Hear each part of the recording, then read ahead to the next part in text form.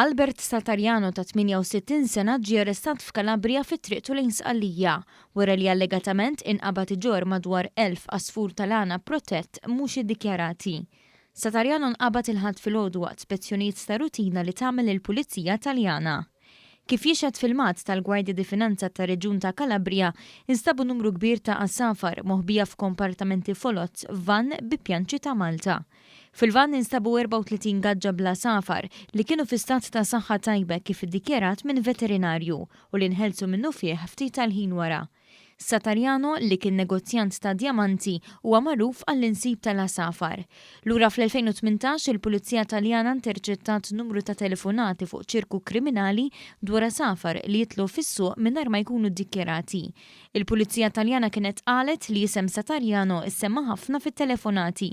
Dwar dan il-każ ta' 3 snin ilu tresqu numru ta' persuni l-qorti u bejniethom weħlu 20 sena ħabs. Nifhmu wkoll il-Pulizija Maltija tinsab f'kuntatt ma' dik Taljana brabta mal-arrest tal-ħadd ta' Satarjano.